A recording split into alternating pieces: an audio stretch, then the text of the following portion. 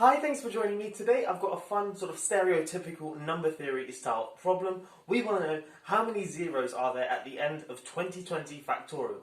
So just a little recap, 2020 factorial is just 2020 times 2019 times 2018 times 2017 and so on, all the way down to 3 times 2 times 1. So this massive number, we want to know how many zeros are at the end of it when we write it in base 10. Okay, so if you're going to have a go at this problem, pause the video now and give it a go for yourself, and I'm going to jump straight into a solution.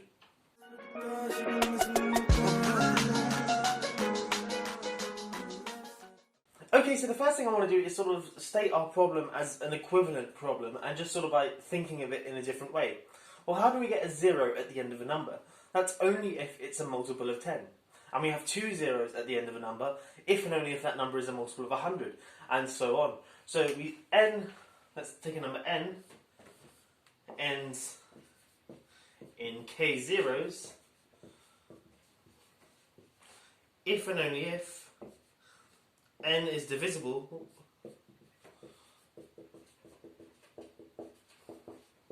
by 10 to the k.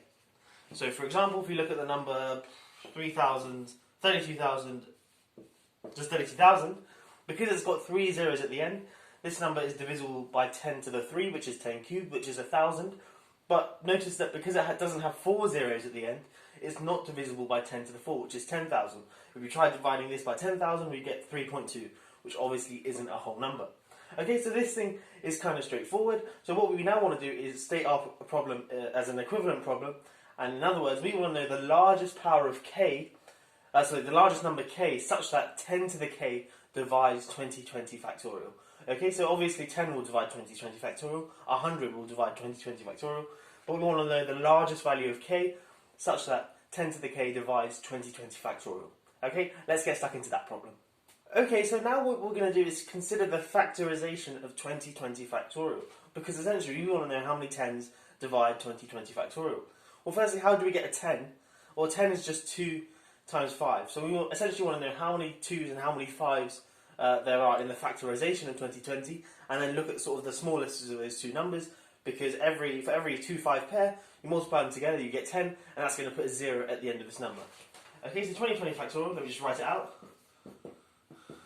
2020 times 2019 times dot dot dot times 3 times 2 times 1.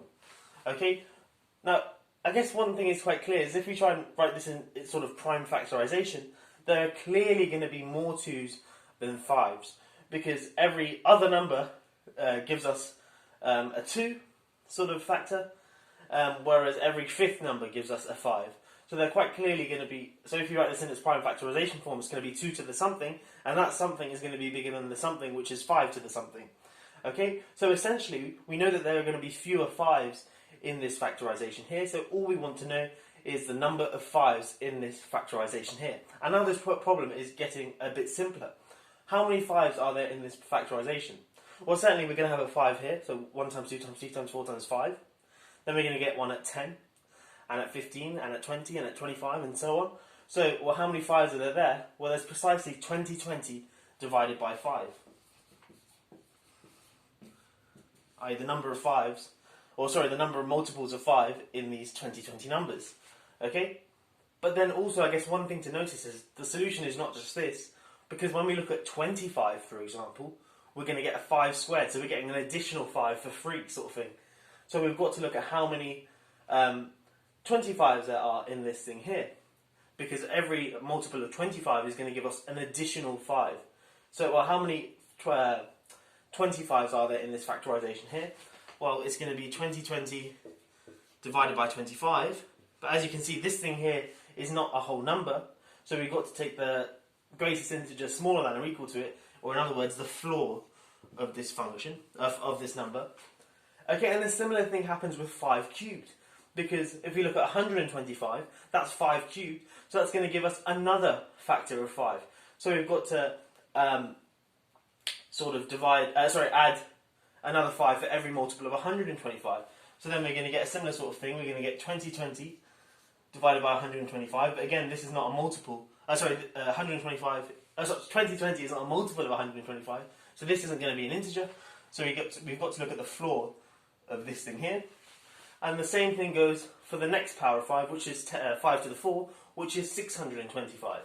Okay, so that's plus 2020 divided by 625, and again that's not a whole number, so we take the floor of that thing there. Now if we look at the next power of 5, that's going to be 5 to the 5, 625 times 5, that's going to be 3,125, I think. But the important thing is it's bigger than 2020, so if we were to add on 2020 divided by 5 to the 5, this thing here is going to be some number less than 1, so when we take the floor of it, it's just going to be 0, so we're just adding on 0. And the same thing happens with 5 to the 6, 5 to the 7, and so on. So it's just adding on a bunch of zeros from here on. So this is our final answer.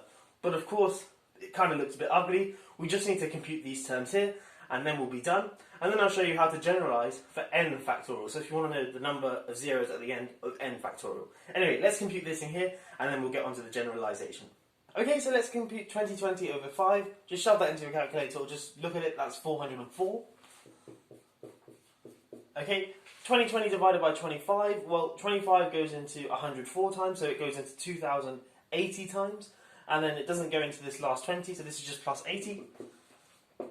Then plus 125 goes into 1008 times, so 2016 times, but then of course it doesn't go into the last 20, so plus 16.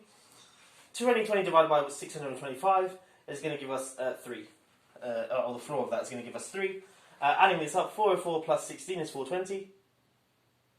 Plus 80 is 500, plus 3 is 503. So this thing here is just 503, and that's our final answer. The number of zeros at the end of 2020 factorial is 503. Now I said we're going to generalise this, and it's not too difficult to see. The number of zeros at the end of, let's say, n factorial is just going to be equal to the sum, the infinite sum, of n divided by 5 to the power of n, and then the floor of that. Okay, and of course, eventually, this term here is just going to be a bunch of zeros, so I guess theoretically we could cap this sum at some point, but this is fine, and this is sort of for general n. Anyway, I hope you have enjoyed this video. If you are new here, please do consider subscribing and checking out some of my other fun maths videos as well. That's all for today. I will catch you in the next one. Have a great day.